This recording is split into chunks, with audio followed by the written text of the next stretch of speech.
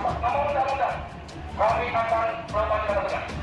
Silakan Bapak untuk melakukan.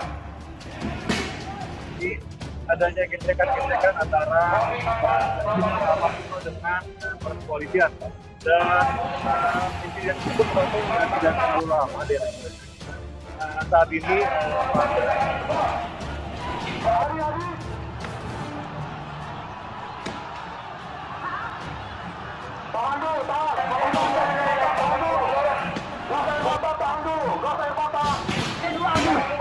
yang memiliki ketetapan hukum dalam proses pra-peradilan Pengadilan Negeri Makassar Serpus sekalian tidak pernah mendapatkan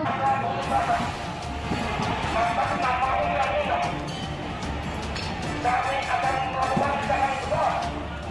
Bahkan siapa saja yang melakukan pelanggaran hukum yang telah ditentukan.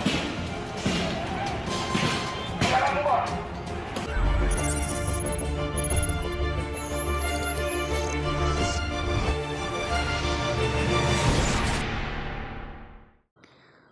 Megawati dinilai telah melakukan penistaan terhadap umat Islam.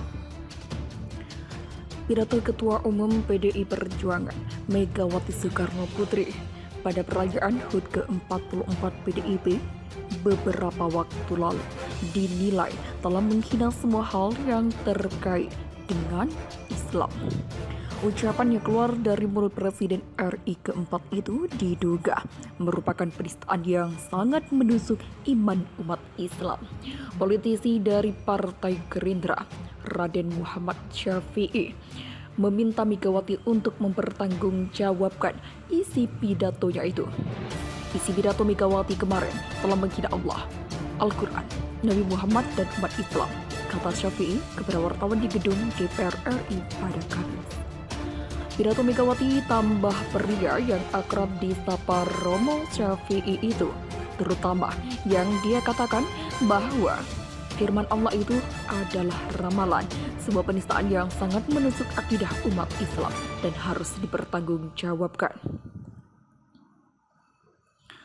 Megawati telah menghina Islam, iman Islam, karena salah satu bunyi rukun iman percaya pada hari akhir, dan kalau tidak percaya hari akhir maka dia bukan Islam, ujarnya. Firman Allah mengenai akhirat dan sebagainya menurut anggota Komisi 3 DPR RI ini adalah berita dari Allah dan bukanlah sebuah ramalan seperti yang dikatakan Megawati.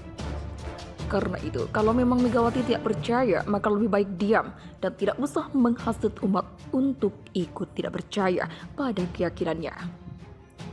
Kalau dia tidak percaya, tidak perlu juga diomongkan seperti itu. Ya, diam-diam saja. Indonesia bisa rukun dan damai karena mayoritas bangsa Indonesia percaya pada Allah. Apa dia tidak sadar? Tambahnya.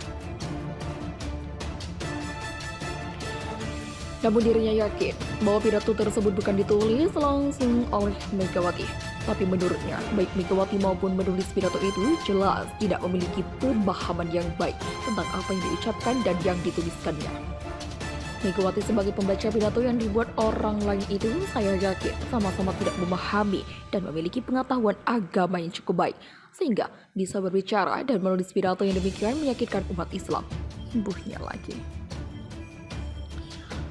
Mereka menurut Romo tidak memahami kultur dan semangat religiusitas di Indonesia.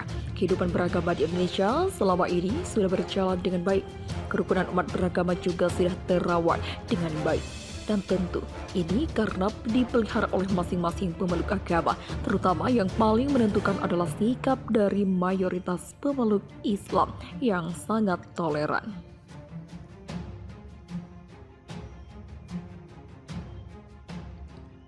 Karena itu, kalau berbicara, hendaknya disesuaikan dengan kapasitas. Jika akhirnya dikatakan ramalan, jelas mereka tidak memahami itu. Sikap seperti ini bisa mengobok-ngobok kerukunan, tambahnya. Karena itu, Romo mengimbau kepada semua pemimpin yang ada di Republik untuk berbicara sesuai kapasitas dan menjaga persatuan dan kesatuan, merawat kerukunan umat beragama. Jangan sekali-kali berbicara rasis, baik untuk bangsa sendiri maupun bangsa lain di dunia, serta menjaga sopan santun tata budaya bangsa. Dia sepakat bahwa bangsa Indonesia memang tidak perlu menjadi seperti bangsa lain. Tapi perlu dipahami bahwa dalam ibadah-ibadah Islam itu banyak yang menggunakan bahasa Arab. Ini menurut Romo bukan berarti bangsa ini menjadi seperti bangsa Arab. Selain itu, sangat tidak layak kalau kita mendiskreditkan bangsa lain hanya karena persoalan agamanya.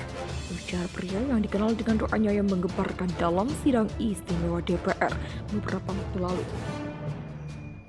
Berikut cuplikan pidato Megawati. Dalam pidatonya, Megawati mengatakan pada penghujung 2016 lalu, Pancasila mendapatkan ujian terhadap ideologi yang mengancam persatuan dan kesatuan bangsa. Apa yang terjadi di penghujung di tahun 2016 dimaknai sebagai cambuk yang mengingatkan kita terhadap pentingnya Pancasila untuk mendeteksi segala likus pamen proteksi terhadap tendensi hidupnya ideologi tertutup yang mengancam persatuan dan kesatuan bangsa, kata Megawati. Menurutnya, ideologi tertutup tersebut bersifat dogmatis. Ia tidak berasal dari cita-citanya yang hidup di dalam masyarakat. Ideologi tertutup tersebut hanya muncul dari suatu kelompok tertentu yang dipaksakan diterima oleh masyarakat. Mereka, kata Megawati, memaksakan kehendak sendiri. Tidak ada dialog apalagi demokrasi. Apa yang mereka lakukan hanyalah kepatuhan yang lahir dari watak kekuasaan totaliter dan dijalankan dengan totaliter pula. Bagi mereka teror dan propaganda adalah jalan kunci tercapainya kekuasaan. Syarat mutlak kehidupan ideologi tertutup, lanjutnya, adalah lahirnya aturan-aturan hingga dilarangnya pemikiran kritis. Mereka menghendaki keseragaman dalam berzikir dan bertindak dengan memaksakan kehendaknya. Oleh karenanya, pemahaman terhadap agama dan keyakinan sebagai bentuk kesosialan pun dihancurkan, bahkan kalau bisa dimusnahkan. Selain itu, demokrasi dan keberagaman dalam ideologi tertutup tidak ditolerir karena kepatuhan total masyarakat jadi tujuan. Tidak hanya itu, mereka benar-benar anti kebinekaan kita, katanya. Hal itulah yang muncul dengan berbagai persoalan SARA akhir-akhir ini. Di sisi lain, para pemimpin yang menganut ideologi tertutup pun memposisikan diri mereka sebagai self-fulfilling atau para peramal masa depan. Mereka dengan fasih meramalkan yang akan terjadi di masa depan, termasuk dalam kehidupan setelah akhirat. Padahal, notabene mereka sendiri tentu belum pernah melihatnya. Apa yang disampaikan di atas ideologi tertutup jelas bertentangan dengan Pancasila, ujar Megawati dalam pidato tersebut yang berdurasi cukup panjang. Pada bagian lain, pidato itu juga Megawati mengutip statement Soekarno bahwa jika jadi orang Hindu, jangan jadi orang India. Jika jadi orang Kristen, jangan jadi orang Yahudi. Dan jika jadi Islam, jangan jadi orang Arab. Pernyataan Megawati inilah dianggap rasis dan tidak etis disampaikan dalam forum resmi yang hadiri Presiden Jokowi. Wapres Yusuf Kala, Ketua MPR Zulkifli Hasan, para Menteri Kabinet Kerja, para Ketua Umum Partai Politik, dan lain-lainnya yang disiarkan oleh salah satu TV nasional.